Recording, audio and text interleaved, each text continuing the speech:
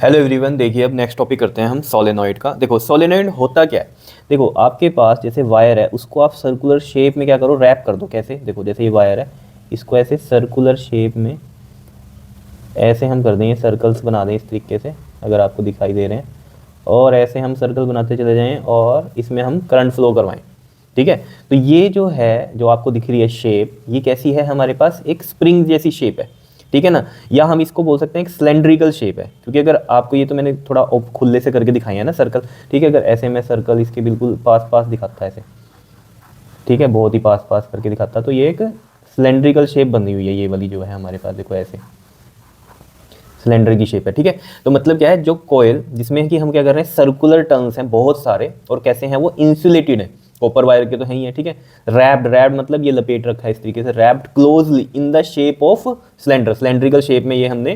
कई बच्चे सोचते हैं सिलेंड्रिकल शेप कहाँ है, अगर आप इसको बहुत पास पास कर दो ऐसे देखो, तो एक सिलेंडर बन रहा है जैसे सिलेंड्रिकल शेप होती है।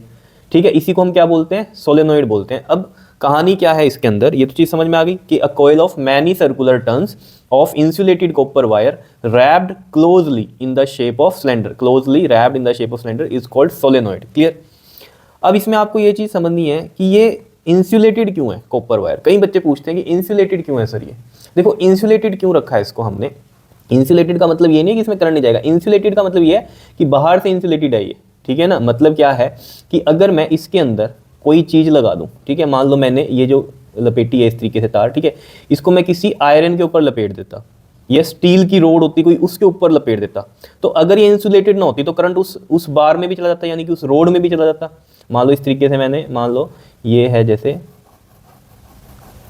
ये है हमारे पास सोलेनोइड, और इसको मैंने आपको कहा कि एक इसमें अंदर आयरन की रोड लगा दी, अब उस पर लपेट रखा है ये इस तरीके से समझ लो। ठीक है, तो अगर इसमें करंट जा रहा होगा तो वो करंट इससे भी मतलब ये जो वायर है इससे भी टच हो जाएगी आयरन से, तो करंट इसमें भी आ जाएगा। हमें इसमें करंट नहीं चाहिए। ये हम किस लिए यूज़ करते हैं इसके अंदर, जो ये डालते हैं रोड आयरन की या स्टील की, कि इसको मैग्नेट बना सकें हम। ठीक है ना, क्योंकि इसके मैग्नेटिक फील्ड में आएगा ये, अभी हम डिस्कस करेंगे इस चीज़ को। सिर्फ और सिर्फ मैं आपको ये बता रहा हूँ कि यहाँ पर ये इंसुलेटेड क्यों है, क्योंकि ताकि जब इसमें हम कोई भी आयरन की या स्टील की कोई रोड इसके अंदर डालेंगे, जो इसका खोखला पार्ट है ये अंदर वाला, जैसे इसमें दिखाई दे रहा होगा ये खोखला पार्ट है इसके अंदर, तो इसमें हमें क्या करना होगा, जैसे कि देखो इस तरीके से ये सर्कल बने होंगे, जैसे ये सर्कल है ना, ऐसे ये सर्कल, ये सर्कल, ये सर्कल, ये सर्कल ऐसे करते हुए बने हुए हैं ये। ठीक है, समझ रहे हो? तो इनमें क्या हो, जब करंट जाए तो ये इंसुलेटेड इसलिए रखी है कि इसमें करंट ना पैदा हो जाए, इस आयरन में जो हमने अंदर डाली है। अभी समझ में आ जाएगा क्यों अंदर इसको डाला है स्टील या आयरन की, जो मैं बात कर रहा हूँ। सिर्फ अभी इतनी बात समझो कि इंसुलेटेड क्यों है, ताकि किसी दूसरी चीज़ में वो करंट ट्रांसफर ना हो। ठीक है, लेकिन इंसुलेटेड ये बाहर से है, इसको अंदर तो इसमें करंट चल ही रहा है। कहीं मुझे सोचा इंसुलेटेड वायर है तो करंट कैसे जाएगा। चलो जितनी बात समझ में आ गई, तो इसका जो शेप है वो कैसा है, सिलेंड्रिकल है, या हम स्प्रिंग की शेप भी इसको बोल सकते हैं। तो बार बार बोल रहा हूँ, डेफिनेशन याद होनी जानी चाहिए। ये अ कॉइल ऑफ, कॉइल बोलते हैं इसको ऐसे, ये इस तरीके से लंबी एक वायर को हमने सर्कुलर शेप में ऐसे कर दिया, ठीक है, रैप कर दिया, तो उसे हम क्या बोलते हैं, कोयल बोलेंगे। Coil of many circular turns, circular turns है, ये सर्कल है, यहाँ पर तो ऐसे बन रहे हैं ये क्या, वैसे सर्कल है। Circular turns of insulated copper wire wrapped closely in the shape of cylinder is called solenoid. क्या इतनी बात क्लियर है या नहीं है, बताओ। ठीक है, अब इसमें एक कंडीशन है कि जब आप ये सोलेनोइड बनाओगे ना, तो जैसे ये एक सर्कल है, जैसे मैं आपको यहाँ पर ये ऐसे बना के दिखा देता हूँ, ये एक सर्कल है इधर का, ठीक है, तो इसकी डायामीटर ये होगी पूरी की पूरी। ये जो डायामीटर है हमारी, ये वाली जो डायामीटर है, ये हमेशा इसकी लेंथ से कम होनी चाहिए, या हम ये बोल सकते हैं कि जो लेंथ है, जो लेंथ है इस सोलेनोइड की, ये क्या हो गई, इसकी लेंथ हो गई पूरी की पूरी। ये जो लेंथ है और ये पूरी इसकी क्या हो गई, डायामीटर हो गई। तो जो लेंथ है ना, वो हमेशा ग्रेटर होनी चाहिए इसके डायामीटर से, तभी सोलेनोइड बनेगा। ऐसा नहीं हो सकता कि मान लो आपने ये सर्कल ऐसे बना दिए 5 सेंटीमीटर के, ठीक है, मान लो ये पूरी की पूरी 5 सेंटीमीटर की इसकी डायामीटर है, और लेंथ इसकी कितनी बना दी आपने, मान लो ये इस तरीके से कर लो, ऐसे बनाया ना ये हमने, फिर आगे ऐसे, ठीक है, बस ये 2 ही सर्कल बनाए, तो ये जो लेंथ हो गई इसकी, ये कितनी हो गई, मान लीजिए 2 सेंटीमीटर की, तो ये सोलेनोइड नहीं है। समझ रहे हो, हमेशा length of the solenoid is greater than it's diameter of turn. Clear है, तो यही लिख रखा है, its length should be greater than, length should be greater than the diameter of the it's turns. क्या इतनी बात क्लियर है, बताओ, समझ में आई। अब बात करते हैं मेन जो पेपर में आपसे पूछी जाएगी, magnetic field due to a current carrying solenoid. अब देखो, जैसे हमने सोलेनोइड तो बना ही दिया था, ठीक है, इसमें अब हम करंट फ्लो करवाएं तो इसमें मैग्नेटिक फील्ड कैसा बनेगा। अगर आपको याद हो, एक बार मैग्नेट के केस में हमने बताया था आपको, अगर मैं इसमें मान लो, चलो ये साउथ ले लूँ और ये नॉर्थ ले लूँ, ठीक है, तो इस केस में कैसे बताया था आपको, बताओ। मैंने वैसे नॉर्थ इधर लिया था, साउथ इधर लिया था, लेकिन यहाँ साउथ ले रहा हूँ, यहाँ मैं नॉर्थ ले रहा हूँ, कहानी वही चलेगी बार मैग्नेट की। देखो साउथ से नॉर्थ तो अंदर चलती हैं मैग्नेटिक फील्ड लाइंस, और नॉर्थ टू साउथ चलती हैं आउटसाइड द मैग्नेट। इस तरीके से ही बताया था आपको या नहीं बताओ? ऐसे ऐसे, और ये और भी बनेंगे सर्कल, बस हम ये इस तरीके से दिखा देते हैं इसमें, ठीक है। मतलब क्या, नॉर्थ से साउथ जा रहे हैं, बाहर से नॉर्थ से साउथ में, यानी कि नॉर्थ से बाहर जा रही हैं तो ये इस साइड बनेगी एरो, और साउथ की तरफ आती हुई लाइंस हमें दिखाई देती हैं, ठीक है। तो इस तरीके का बार मैग्नेट का मैग्नेटिक फील्ड था। तो वही हम क्या कह रहे हैं कि यहाँ पर कि सोलेनोइड का भी ऐसा ही बनेगा। कैसे बनेगा देखो जरा, जैसे इसमें थोड़े से ना सर्कल बड़े बनाना ताकि ये अच्छा लगे देखने में, ठीक है। देखो जैसे मान लो यहाँ इस तरीके से बनाया, ये इस तरीके से ये सोलेनोइड बना रहे हैं हम, ठीक है। बना लोगे, ये इजी है ये तो बनाना, ठीक है। ऐसा हमने ये बना दिया सोलेनोइड, क्लियर। और इसमें मैंने क्या कहा आपको कि हमने क्या किया, इसमें करंट फ्लो कराया, तो उसके साथ एक बैटरी लगा दी हमने यहाँ पर, ठीक है। और की भी दिखा दी। की क्या होता है कि की हमने डाल दी तो ये सर्किट क्लोज हो गया, ऑब्वियस सी बात है, ठीक है। पता है आपको, ओपन सर्किट क्लोज सर्किट। और की हम निकाल देते हैं, ठीक है। ये वैसे सिंबल ऐसा ही है, वैसे एक्चुअली में क्या होता है इसमें ऐसे होता है, देखो ये चीज़ है ना। तो यहाँ ना हम ना की इंसर्ट कर देते हैं इस तरीके से। ये की इंसर्ट होगी ना तो ये करंट फ्लो कर जाता है, तो यानी कि ये स्विच ऑन हो गया। ये की हम हटा दें अगर, तो ये देख लो करंट फ्लो करेगा कहीं नहीं, यहाँ से ओपन होगी ये, जब की हटा दी तो ये क्या हो जाता है, ओपन सर्किट हो जाता है, तो करंट फ्लो नहीं करता। इसको स्विच ऑफ बोलते हैं हम एक तरह से, ठीक है। तो इसको रिप्रेजेंटेशन ये होती है, डॉट है तो ये की क्लोज है, यानी कि सर्किट में क्या है, करंट फ्लो कर रहा है। अगर ऐसे ही है तो सर्किट में करंट फ्लो नहीं कर रहा है। तो यानी कि अभी ये की लग गई है यहाँ पर, ठीक है। और यहाँ ये पोटेंशियल वी दी दिया हमने मान लो, तो करंट ऐसे चलेगा इसमें, ठीक है। अब देखो करंट ऐसे गया, ये ऐसे, ठीक है, ऐसे ही दौड़ रहा है करंट। फिर यहाँ ऐसे और ये ऐसे, फिर इधर से ये ऐसे जाएगा, ऐसे ऐसे ऐसे, फिर ये इधर से ऐसे, इधर से ऐसे, इधर से ऐसे ऐसे करता हुआ ये ऐसे ये डायरेक्शन में जाएगा, ठीक है जी। इतनी बात क्लियर है। अब इसमें होता क्या है, वही कहानी बनती है इसमें भी, ठीक है। अब इसमें अगर हमें मैग्नेटिक फील्ड ऐसा बनाना है, बनता तो ऐसा ही है, ठीक है। तो इसमें हमें नॉर्थ और साउथ पोल चाहिए, तो वो नॉर्थ साउथ पोल आपको मैंने बताए हुए हैं। इधर से हम देख रहे हैं इसको, तो ये हमें कैसा दिख रहा है, क्लॉकवाइज डायरेक्शन दिख रहा है। देखो ये ऐसे होगा ना यहाँ सर्कल इस तरीके से, ठीक है। तो ये आप इस साइड से देखोगे तो ये कैसा दिखेगा आपको, क्लॉकवाइज, ठीक है। और इधर से देखोगे तो ये मान लो ये चीज़ यहाँ पर है, ठीक है। अब करंट तो इसमें भी ऐसे ही घूम रहा है, लेकिन इधर से देखोगे तो ये कैसा लगेगा, एंटी क्लॉकवाइज दिखेगा, ठीक है। तो अगर मैं यहाँ कह रहा हूँ ये आपको क्लॉकवाइज करंट दिख रहा है इधर से, इस साइड से देखने पर, तो ये जो एंड है ए एंड और ये बी एंड हो गया हमारा इस कॉइल का। तो यहाँ से अगर ये क्लॉकवाइज है तो हमें ये साउथ पोल दिखेगा, ठीक है। और इधर अगर हमें ये एंटी क्लॉकवाइज दिख रहा है तो ये नॉर्थ। ऑब्वियस ही बात है, क्लॉकवाइज करंट अगर इधर से दिख रहा है तो इधर से वो एंटी क्लॉकवाइज करंट दिखेगा। अब इसमें भी कई बच्चे क्या पूछते हैं कि सर यहाँ से तो एंटी क्लॉकवाइज नहीं लग रहा है, यहाँ से तो चलो हमें लग रहा है कि ये क्लॉकवाइज है, ऐसे घूम रहा है, ठीक है। लेकिन हम इधर से देख रहे हैं तो इसमें भी ये हमें क्लॉकवाइज ही दिख रहा है। लेकिन ये चीज़ ना पता है क्या, यहाँ डायग्राम ऐसे बना हुआ है, नहीं तो आप खुद सोचो ये चीज़ होगी तो ऐसे, ठीक है। अब इसमें है क्या, ये वाला जो पार्ट है ना इसका, ये वाला पार्ट ये है और ये वाला अंदर वाला पार्ट है। अब देख लो इसमें ये पार्ट अगर बाहर है इस तरीके से तो ये करंट ऐसे चल रहा है, समझ रहे हो बात को। ये वाला अंदर वाला पार्ट है, ये वाला ये है जो अंदर है ये, और ये वाला बाहर, तो ये देखो ऐसे चल रहा है करंट। तो ये आपको इधर से कैसा दिखेगा, एंटी क्लॉकवाइज दिखेगा। कैसा दिखेगा, ये एंटी क्लॉकवाइज दिखेगा। मतलब इसमें ज़्यादा दिमाग नहीं लगाना, मैं सिर्फ ये कह रहा हूँ कि जो बच्चे इस एरो को देख कैसे सोचते हैं कि इधर से देखने में तो ये भी क्लॉकवाइज ही दिख रहा है, तो उस चीज़ को आपको ये समझना, ये क्या है इसका, ये बाहर वाला पार्ट है और ये अंदर वाला पार्ट है। तो आप समझ जाओगे ये एरो ऐसे है ना, तो मतलब ये ऐसे चल रहा है और ये ऐसे, तो ये एंटी क्लॉकवाइज है, क्योंकि ये तो हमने बना दिया है। प्रैक्टिकली अगर आप देखोगे तो ये इसी तरीके से दिखेगा जैसे मैंने आपको बताया, तो ये नॉर्थ ही बनेगा। और ऑब्वियस बात है, एक साइड से आपको क्लॉकवाइज दिख रहा है, साउथ पोल है वो, दूसरी साइड से वो कैसा दिखेगा, एंटी क्लॉकवाइज दिखेगा। क्या इतनी बात क्लियर है, ये तो बात पता है आपको। एंटी क्लॉकवाइज वाला नॉर्थ पोल होता है, मैंने आपको बता दिया था पहले भी, और क्लॉकवाइज वाला क्या होता है, साउथ पोल होता है। एक बार फिर यहाँ पर हम डिस्कस कर लेंगे, लेकिन ये चीज़ समझ में आ गई। अब अगर ये चीज़ पता चल गई आपको कि साउथ क्या है नॉर्थ क्या है, तो आपको पता ही है, नॉर्थ से बाहर की तरफ जाती हैं और साउथ की तरफ आती हुई दिखती हैं। और अंदर कैसा बनेगा, इसमें जो मेन कहानी है कि ठीक है बार मैग्नेट की तरह तो है, लेकिन ये खोखली बार मैग्नेट है एक तरह से हम ये कहें, ये तो सॉलिड थी, ये खोखली बार मैग्नेट है। तो इसके अंदर जो मैग्नेटिक फील्ड होगा वो कैसा दिखाई देगा, हमें स्ट्रेट लाइंस में दिखाई देगा, स्ट्रेट पैरेलल लाइंस दिखेंगी। देखो किस तरीके से, मैं यहाँ पर आपको बना के दिखाता हूँ। देखो जैसे ये है इस तरीके से, और इस तरीके से बना लेना आप ये, ठीक है, ये हो गया। और यहाँ से बनाओ, अब ऐसे बन जाएगा ये, और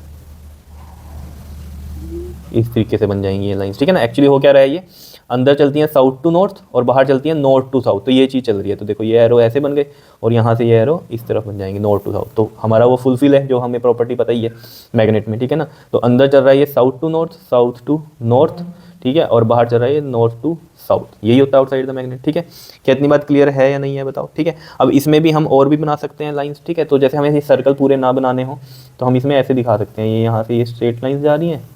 ठीक है, ऐसे स्ट्रेट लाइंस दिखा दी हैं। ठीक है, इधर इधर इधर, ये इधर, ये इसमें ये लाइन है ना इधर दिखा दो, और ये वाली भी ऐसे इधर दिखा दो। ठीक है, अब इसमें ये चीज़ दिखेगी कैसे, साउथ की तरफ आती हुई दिखेंगी, तो ये साउथ की तरफ आती हुई दिख रही है।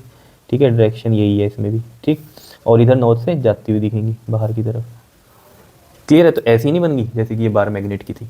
तो मेरा यहाँ पर समझाने का मतलब क्या था, ये मतलब कि इनसाइड द सोलेनोइड आपसे पूछेगा हमेशा डायरेक्शन। तो इनसाइड द सोलेनोइड क्या है, साउथ टू नॉर्थ होती है मैग्नेटिक फील्ड की डायरेक्शन। और कैसी होती है, कैसी फील्ड लाइंस बनती हैं इसकी, देखो जहाँ भी लिखा हो मैग्नेटिक फील्ड या मैग्नेटिक फील्ड लाइंस एक ही बात है। ठीक है ना, तो इसमें कंफ्यूज नहीं होना। तो यहाँ फील्ड लाइंस की ही बात करें हम, तो अंदर इनसाइड द सोलेनोइड कैसी बनती है, स्ट्रेट पैरेलल लाइंस बनती हैं, ये याद रखना। अब स्ट्रेट पैरेलल लाइंस वाला मैग्नेटिक फील्ड आपको बताया था मैंने, क्या होता है वो यूनिफॉर्म होता है। यूनिफॉर्म मैग्नेटिक फील्ड बोलते हैं। क्यों बोलते हैं इसे यूनिफॉर्म मैग्नेटिक फील्ड, क्योंकि इसमें हर जगह मैग्नेटिक फील्ड की वैल्यू सेम होगी। अगर हम मैग्नीट्यूड की बात करें, मान लो यहाँ पर भी 0.5 टेस्ला है, यहाँ पर भी 0.5 टेस्ला है, यहाँ पर भी 0.5 टेस्ला है, हर जगह मैग्नेटिक फील्ड की वैल्यू सेम है। तो ये यूनिफॉर्म मैग्नेटिक फील्ड है, क्योंकि मैंने आपको बताया था जब मैग्नेटिक फील्ड लाइंस की प्रॉपर्टीज कराई थी कि जहाँ देखो जैसे ये कंजस्टेड हो रहा है, यहाँ कंजस्टेड वाले में मैग्नेटिक फील्ड ज़्यादा होता है, और जैसे मान लो ये ए पॉइंट है और ये बी पॉइंट है, तो यहाँ कंजस्टेड है लाइंस, तो बी पे मैग्नेटिक फील्ड ज़्यादा होगा, ए पे कम होगा। लेकिन अगर हमारे पास ये स्ट्रेट पैरेलल लाइंस है तो हर जगह मैग्नेटिक फील्ड सेम होता है, इसलिए इसको हम बोलते हैं यूनिफॉर्म मैग्नेटिक फील्ड। क्लियर है, तो यही सब बातें यहाँ लिखी हुई हैं कि magnetic field lines of solenoid are similar to the bar magnet. ठीक है, सिमिलर होती है बार मैग्नेट की तरह। इसमें हमें पता ही है इनसाइड द क्या होगा, सोलेनोइड साउथ टू नॉर्थ जाएंगे और outside the solenoid north to south जाएंगी। ठीक है, जो मेन बात इसमें है पढ़ने वाली वो क्या है, ये है कि जो फील्ड लाइंस है inside the solenoid are in the form of parallel straight lines and this indicates that the magnetic field is same at all the point inside the solenoid. Inside the solenoid की बात हो रही है क्योंकि वहीं पर ही straight parallel lines हैं। ठीक है, that is the field is uniform inside the solenoid, ये बात है। ठीक है, अब ये जो साउथ पोल और ये नॉर्थ पोल यहाँ पर बना था, इसके बारे में यहाँ लिखा हुआ है कि एंड ए जो है हमारा सोलेनोइड का, जहाँ पर करंट हमें देखने को मिला क्लॉकवाइज डायरेक्शन में, तो वो एक्ट करता है साउथ पोल। तो क्लॉकवाइज डायरेक्शन की ये थी क्लॉकवाइज डायरेक्शन। ठीक है, तो ये कैसा बनता है हमारा साउथ पोल बनता है, ये मैंने आपको पहले भी बताया था। ठीक है, और जो एंड बी है यहाँ से हमें देखने को कैसा मिलेगा, ये एंटी क्लॉकवाइज। एंटी क्लॉकवाइज कैसा होता है बताओ, करंट ऐसा होगा। ठीक है, एंटी क्लॉकवाइज ऐसा करंट होगा, तो इसमें ये नॉर्थ पोल बनता है, ये ऐसा। ठीक है, नॉर्थ पोल बनता है। तो यही चीज़ यहाँ पर लिखी हुई है। ठीक है, अब जो कहानी है क्या कि यूज़ क्या है इस सोलेनोइड का। अब जो मैंने आपको बताया था ना कि इसको इंसुलेटेड क्यों रखते हैं हम वायर को, क्योंकि इंसुलेटेड इसलिए कि अंदर हम कुछ इंट्रोड्यूस करेंगे इसमें, तो उसमें करंट ना जाए। इसमें तो करंट फ्लो करे, लेकिन अगर उससे कोई चीज़ टच हो रही है ना, उसमें करंट ना फ्लो, तो उसका हमें यहाँ पर क्या फ़ायदा होने वाला है। देखो एक्चुअली में सोलेनोइड का फ़ायदा क्या है, ये जो मैग्नेटिक फील्ड जनरेट हो रहा है ना यहाँ, strong magnetic field inside the solenoid, इसका हम यूज़ करते हैं। इसका यूज़ क्या करते हैं हम, इसके अंदर आयरन की या स्टील की कोई रोड हम रख दें, तो वो भी क्या हो जाएगी, मैग्नेटाइज हो जाएगी। समझ रहे हो, वो मैग्नेटाइज हो गई। लेकिन वो मैग्नेटाइज क्या है, जब तक करंट फ्लो कर रहा है सोलेनोइड में, तब तक ये मैग्नेटिक फील्ड है। और जो हमारी जो आयरन है वो भी एक तरह से क्या बिहेव करेगी, इसके अंदर जो हम आयरन इंट्रोड्यूस करेंगे वो भी क्या बिहेव करेगी, जैसे कि ये मैंने यहाँ पर इंट्रोड्यूस किया था, ये मैग्नेट की तरह रिएक्ट करेगी। क्लियर है इतनी बात। तो उसको हम बोलते हैं इलेक्ट्रोमैग्नेट। जो ये टेम्परेरी हम बनाते हैं ना कि अगर करंट है, मान लो मैंने क्या किया, जैसे समझो यहाँ पे, यहाँ समझो जैसे ये एक सोलेनोइड बनाया, ठीक है, और इसको करंट दे दिया। ठीक है, ये की है यहाँ, ठीक। और यहाँ पर हमने क्या किया, एक आयरन की रोड या स्टील की कह दो, हमने इसके अंदर रख दी। अब इसमें मैग्नेटिक फील्ड है, वो मैग्नेटिक फील्ड इसके भी कॉन्टैक्ट में आ गया, इस आयरन के। तो ये भी क्या करेगी, एक मैग्नेट की तरह एक्ट करेगी। लेकिन ऑब्वियस बात है, मैग्नेट की तरह कब तक एक्ट करेगी, जब तक आप इसमें करंट दोगे।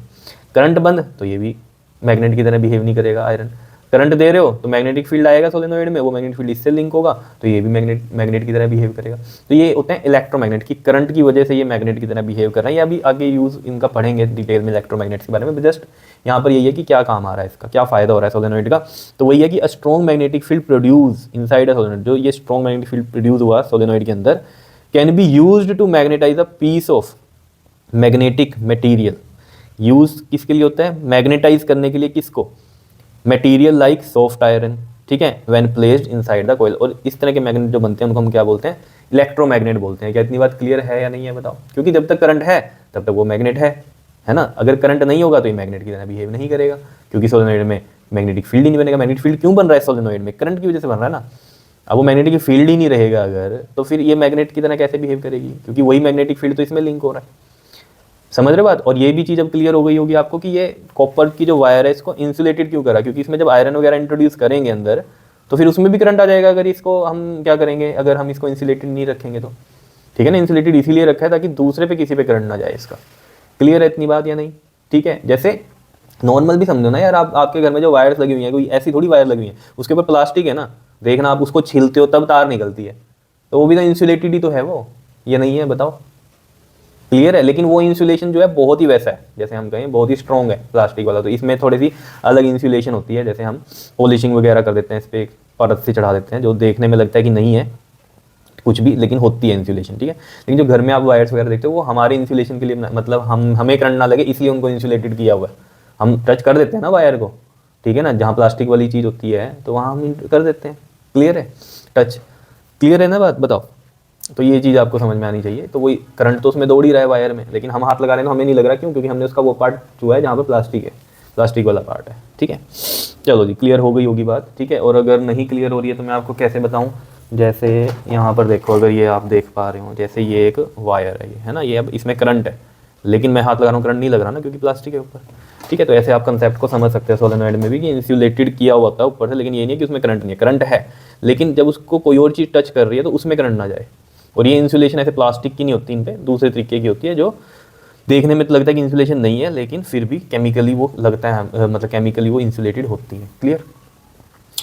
अब बात करते हैं हम factor affecting the magnetic field inside a solenoid. अब वो मैग्नेटिक फील्ड जो है सोलेनॉइड का, वो कैसे हम बढ़ा सकते हैं, घटा सकते हैं। देखो, सबसे पहला तो यही है जो आपने सर्कुलर कॉइल के लिए भी पढ़ा था कि अमाउंट ऑफ करंट, यानी कि मैग्नीट्यूड ऑफ करंट, करंट की वैल्यू जो है, मैग्नेटिक फील्ड हम बी से लिखते हैं, तो ये डायरेक्ट प्रोपोर्शनल होता है करंट के। अगर करंट ज़्यादा होगा तो मैग्नेटिक फील्ड भी ज़्यादा होगा, करंट अगर कम होगा तो मैग्नेटिक फील्ड भी कम ही होगा। क्लियर है इतनी बात? अभी इनसाइड सोलेनॉइड की बात क्यों कर रहे हैं हम, तो बाहर भी इसमें मैग्नेटिक फील्ड देख रहे थे, क्योंकि हमें काम सिर्फ इसके अंदर वाले मैग्नेटिक फील्ड का है, इस वजह से। ठीक है, तो यही लिख रखा है यहाँ पर। दूसरी और इंपॉर्टेंट कहानी जो है, ये अभी से पहले नहीं आई आपकी, सर्कुलर कॉइल में अगर आपने देखा होगा तो वो नंबर ऑफ टर्न्स पे डिपेंड कर रहा था, सिर्फ एन पे। ये किस पे डिपेंड कर रहा है? Number of turns per unit length, यानी कि स्मॉल एन से।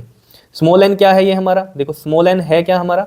Number of turns per unit length, n by l, number of turns per unit length. जो एन हमें सर्कुलर कॉइल में था कि जो डायरेक्ट प्रोपोर्शनल था मैग्नेटिक फील्ड एन के, यहाँ पर ये कैपिटल एन ना होके क्या है, स्मॉल एन है, और यानी कि वो एन बाई एल है।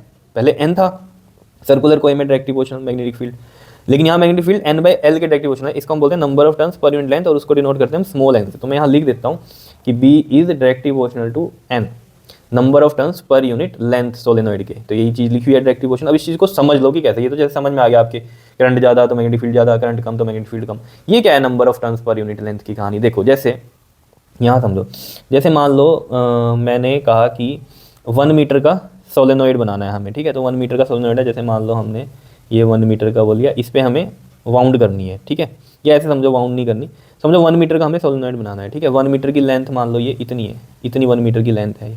ठीक है, अब देखो 1 मीटर की लेंथ है ना ये। ठीक है, तो मैं क्या कह रहा हूँ आपको कि मैंने एक में तो नंबर ऑफ टर्न्स इतने दिए, इतने दिए, कितने दिए? ये 1 मीटर की लेंथ है और ये 1 2 3 4 टर्न्स यहाँ दिए। अब इसमें देखना मैं कितने दूंगा, 1 2 3 4 5 6 7 8, इसमें मैंने 8 टर्न्स दे दिए, है 1 मीटर की ये।